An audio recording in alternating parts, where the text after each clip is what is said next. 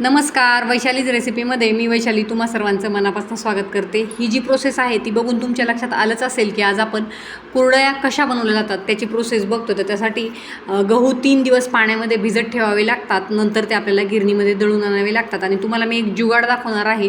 बघा, या पद्धतीने वायरची पिशवी आपल्याला घ्यायची आणि हे जे आपण दळून आणलेले गहू आहेत ते या पद्धतीने पिशवीमध्ये टाकून ते आपल्याला गाळून घ्यायचे, म्हणजे यातला जो कोंडा आहे तो वरती राहतो आणि लिक्विड जो चिक आहे तो खाली पातेल्यामध्ये पडतो। खूप छान अशी ही ट्रिक आहे, तुम्ही एकदा ट्राय करून बघा, अजिबात कोंडा त्यात जात नाही। आणि आता हा जो चिक आहे तो आपल्याला मोठे पातेले घ्यायचे आणि त्याला एक पातळसर असा कपडा बांधून घ्यायचा आणि त्यातून हा चिक आपल्याला गाळून घ्यायचा आहे। आता शक्यतो गावांकडेच ही प्रोसेस केली जाते, नाहीतर मग विकतच बाहेरून या ज्या गोष्टी आहेत त्या केल्या जातात, तर गावाकडेच तुम्हाला या गोष्टी बघायला भेटतात। तर आपल्याला आता सकाळी घाट घ्यायचा आहे आणि घाट घेऊन आपल्याला पातेल्यामध्ये भरपूर असं पाणी टाकायचं आणि त्यात मीठ आणि तेल टाकून ते पाणी आपल्याला छान असं उकळू द्यायचं आहे। उकळी आल्यानंतर पुन्हा एकदा चाळणीने आपल्याला हा जो चिक आहे तो चाळून घ्यायचा आहे। हळुवारपणे आपल्याला हा जो चिक आहे तो यामध्ये गाळायचा आहे आणि कंटिन्युअसली ढवळत आपल्याला चाटूच्या साहाय्याने हा जो चिक आहे तो शिजून घ्यायचा आहे।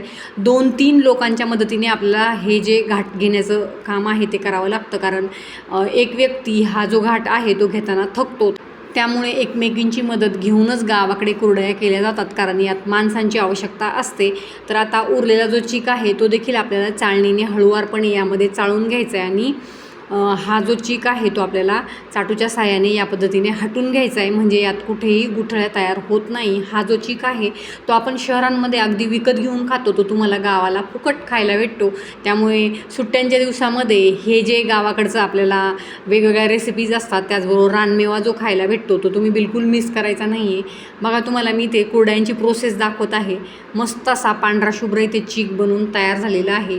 कंटिन्युअसली तो आपल्याला हटवायचा आहे, जेणेकरून तो खाली लागायला नको। खाली जर तो लागला तर चिकाचा कलर लगेचच चेंज होतो आणि असा त्याचा आपल्याला चॉकलेटी असा कलर येतो। बघा, आता चिक शिजून तयार झालेला आहे। एखाद्या चमच्याच्या साहाय्याने तो आपल्याला सोऱ्यामध्ये टाकून घ्यायचा आहे आणि दाबून याच्या कुरडया बनवून घ्यायच्या आहे। 3-4 जणी मिळून या ज्या कुरडया आहेत त्या बनवत असतात आणि एकमेकीची मदत करण्यासाठी त्या एकमेकीकडे देखील जात असतात। अशा पद्धतीने या कुरडया गावाकडे केल्या जातात। बघा, आता एक जणाने दाबायचं असतं आणि एक जणाने आपल्याला कुरडया काढायच्या असतात। पाण्याच्या साहाय्याने व्यवस्थित त्या सेट करून अशा गव्हाच्या काडावर टाकून 2 दिवसासाठी उन्हामध्ये कडक वाळून या पद्धतीने त्या आपल्याला तयार करून घ्यायच्या आहे।